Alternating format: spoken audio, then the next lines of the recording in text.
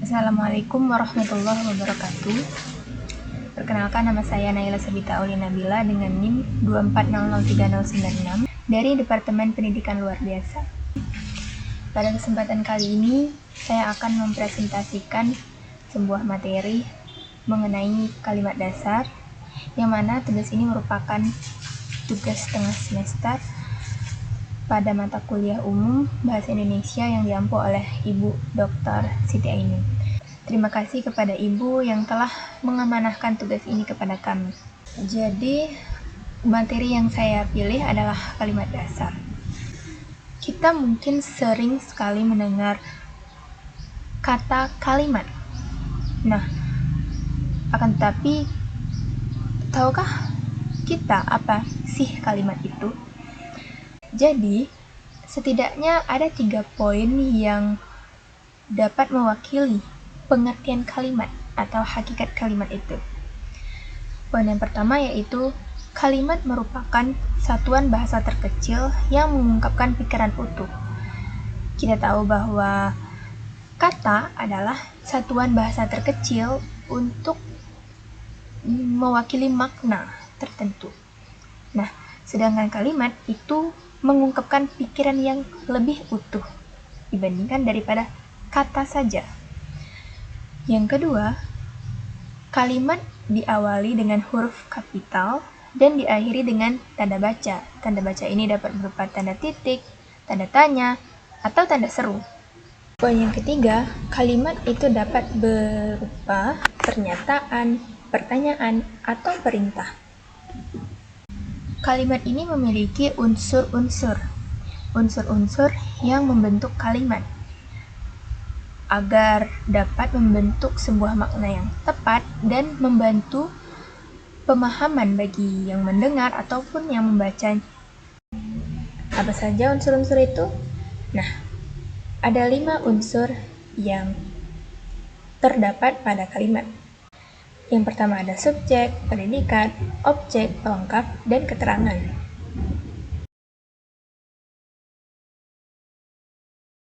Nah, unsur-unsur pembentuk kalimat ini juga terbagi menjadi 2. Yang pertama ada unsur wajib, dan yang kedua ada unsur pelengkap.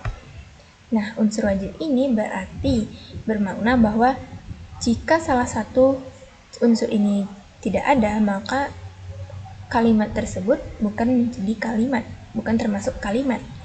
Jadi, kalimat itu setidaknya harus memuat 2 unsur, yaitu subjek dan predikat.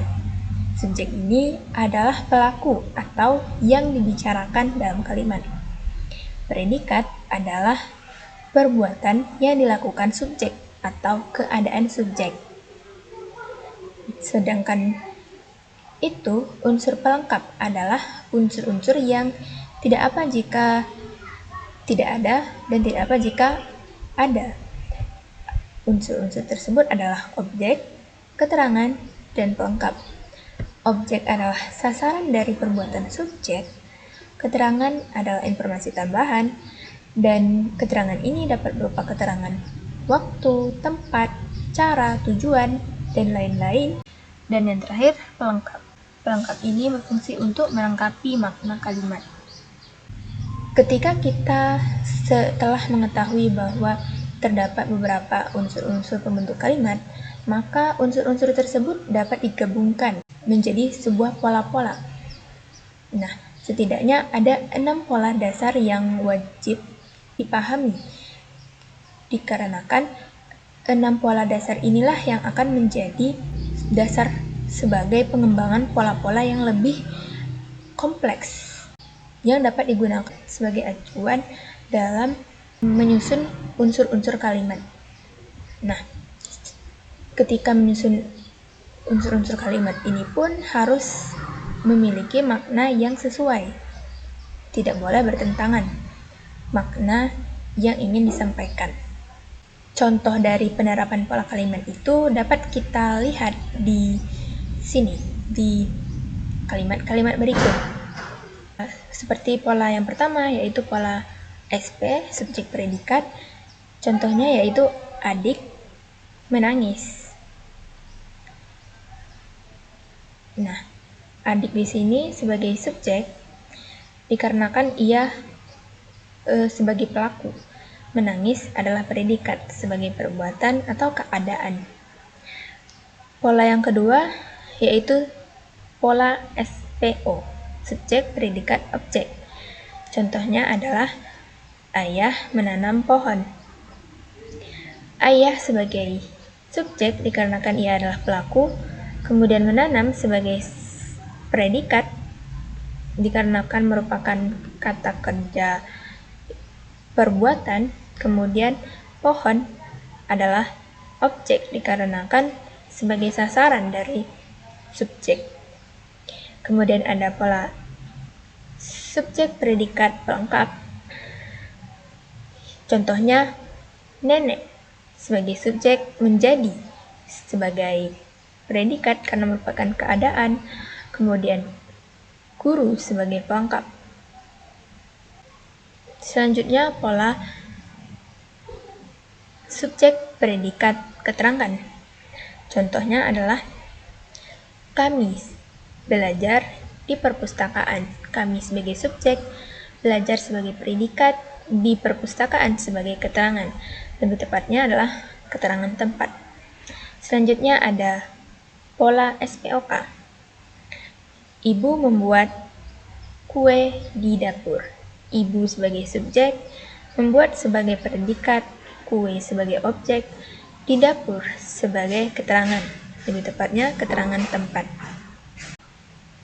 Dan yang terakhir yaitu pola SPOPL.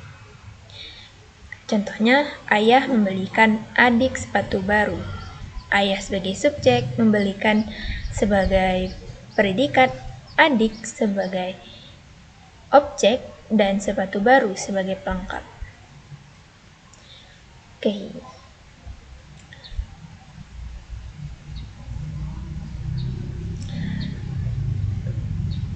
Selanjutnya kita akan coba untuk menentukan unsur-unsur dari kalimat-kalimat berikut.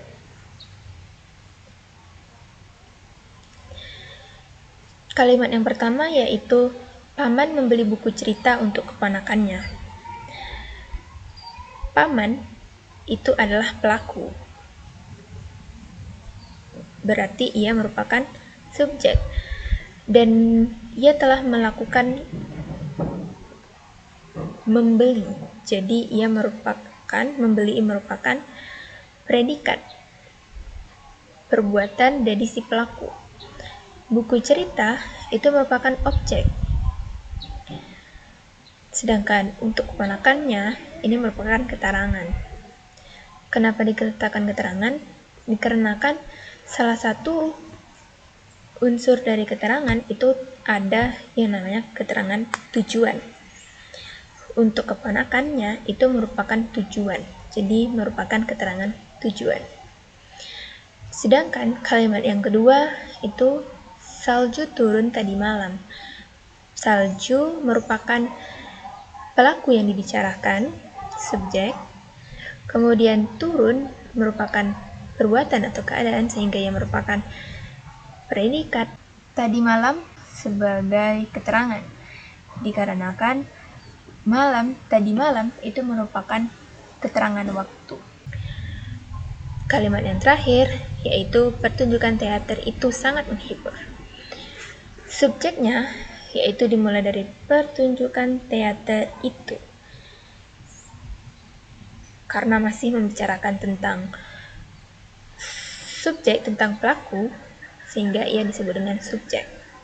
Sangat menghibur merupakan keadaan, sehingga ia termasuk predikat. Kalimat ketiga merupakan kalimat dengan unsur yang paling minimal dalam sebuah kalimat.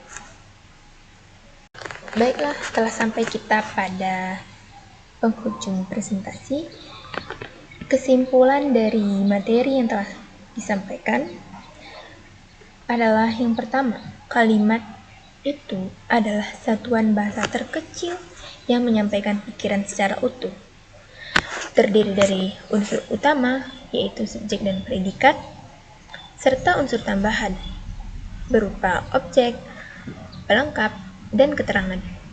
Yang ketiga, Pemahaman tentang fungsi dan ciri tiap unsur ini sangat penting untuk membentuk kalimat yang tepat dan efektif. Karena jika unsur-unsur yang disusun itu salah, tidak sesuai, maka makna yang disampaikan pun menjadi tidak sesuai, menjadi tidak tersampaikan. Dan yang terakhir, pola dasar kalimat membantu menyusun kalimat dengan struktur yang benar. Alhamdulillah, telah berakhirlah presentasi saya tentang kalimat dasar. Sebelum saya mengakhiri, saya ingin menyampaikan satu kalimat. Merangkai kalimat adalah seni menyusun pikiran menjadi kekuatan yang dapat dipahami orang lain. Oleh karena itu, penting untuk kita memahami tentang kalimat ini agar menjadi kekuatan pikiran sehingga dapat dipahami oleh orang lain. Sekianlah presentasi dari saya. Terima kasih. Mohon maaf atas segala kekurangan dan kesalahan.